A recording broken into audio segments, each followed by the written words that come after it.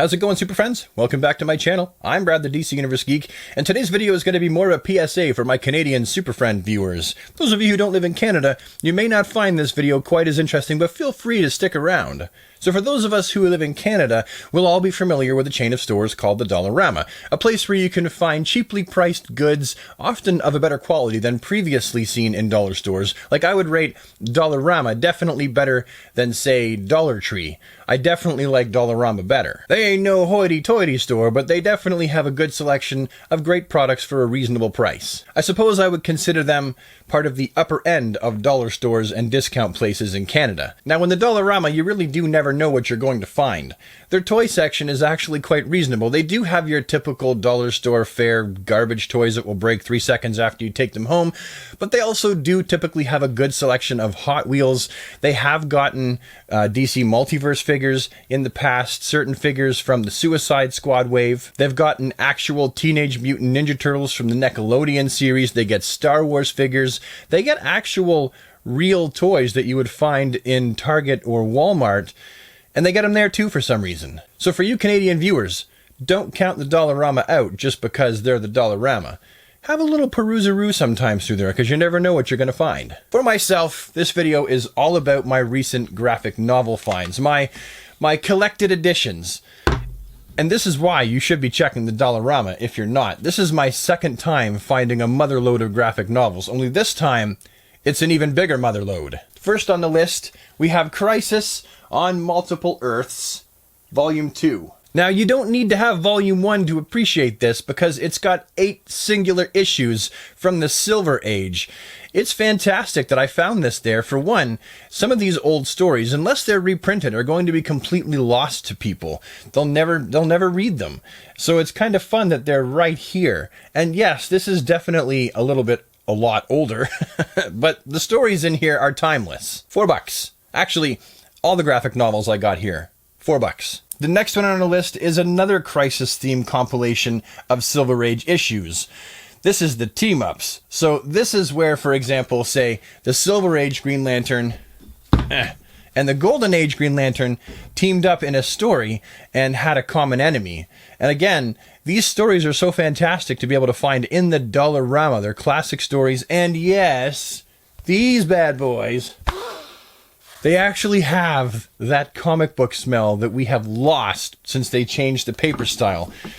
For me, that's an added bonus. There's nothing like the smell of old comics. Next, we have 2 New 52 Superman volumes that I found at the Dollarama. This one's Volume 5. The one behind it is Volume 2. So there's 2 volumes here that I found there. I've already read all the New 52, so I'll know exactly where I am if I jump in to read these, but this is more of just collecting them, getting them together, and eventually I will try to have as many of these as I possibly can. And at the worst, if I let my kids read these, I'm going to be a little bit less worried about them getting damaged. I'm more of the kind of guy who wants all the baseball cards individually rather than all the baseball cards printed out on a big sheet. This is the big sheet. I think it's cool, but I'm still more of a singular issue guy. The next we have Superman Wonder Woman Volume 5. I read the entire New 52 Superman Wonder Woman run. I thought it was fantastic. As much as I'm more of a fan of the Superman Lois dynamic, it was fun that in the New 52, just for that short time span, they took that time to build and develop a love relationship between Clark and Diana. Something that, as fans, we'd all kind of mulled about and talked about for years. For as long as there have been a Superman and Wonder Woman, people have kind of talked about the idea that maybe it would be kind of fun if they were a power couple. And the New 52 was the first place that for a long period of time it was actually fully realized we had the Superman Wonder Woman power couple dynamic. And it was some fantastic storytelling. I was happy to see Superman go back to Lois, but it really was a very interesting time in Superman and Wonder Woman's storytelling existence. Next, I got 2 volumes of Justice League United. This is the first one right here. It's Volume 1, so you can jump on right at the beginning. It was a series of stories in the New 52 that really didn't last that long. The run of Justice League United, which is basically the Justice League in Canada, my country, didn't last that long. I guess the idea of telling DC stories based in Canada really didn't fly with some people. I'm not sure. Maybe people didn't like the little maple leaf right here. This is very cool that I found not only the first issue, but we also have the second the second compilation. So I have a nice big thick chunk of the story to be able to wade my way through and learn more about what was happening in this title, because I really have no idea. It's funny because the cast of characters was actually pretty good. You had Supergirl, Martian Manhunter, you had Stargirl, you had Animal Man, you had the Green Arrow. It was a pretty darn good cast of characters, a solid cast of characters. But I do believe it was one of the books that was canceled fairly quickly, if I remember correctly.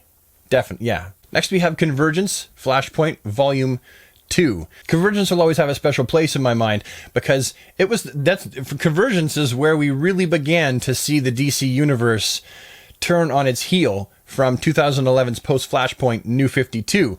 The New 52 made a big splash. There was a lot of hype about it. The sales did really well in the beginning, and then it began to falter because people began to dislike some of the changes even more so. People began to lose interest. Their comic sales began to drop. And so Convergence, I think, was the beginning of that answer to begin to change things from the New 52 to the Rebirth universe. It was a first big step with that. But with Convergence, that's where we got John Kent, and we have the Rebirth Superman, which is actually the pre-Flashpoint Superman, my Superman, the one that I grew up with, made his entrance back into the New 52 comic book canon. He was retconned into being always there, just operating in the shadows. So Convergence was a really fun time in DC history, a very strange time where they could bring back old versions of characters and tell brand new stories with them.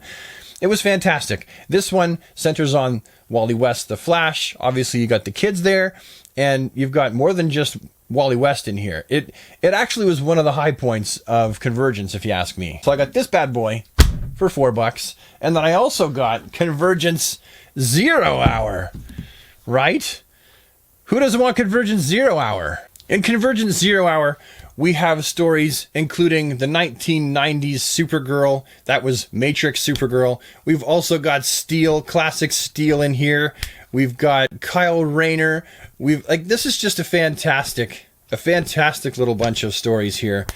I kind of wish that I could go back and get all of the Convergence stories, come to think of it. I did read a fairly good portion of them, but there were so many that I couldn't read because I just couldn't afford to. And then finally, I got another Arkham. This is an Arkham Knight Genesis. So this deals with Jason Todd. This would be my second in the Arkham series that I managed to find at the Dollarama. So if you're going out to the Dollarama on a regular run for stuff that you would usually buy at the Dollarama, take a little perusaroo through the book magazine section because you never know what you're going to find. These bad boys usually cost a lot more than $4. Like anywhere you go. I don't think you're going to find any of these for anything even remotely close to what you find these for at the Dollarama. Anyway, super friends, that's all from me. Thank you so much for watching. I really do appreciate you taking the time, and I will see you next time. Have a fantastic, super awesome DC day, everybody, and take care.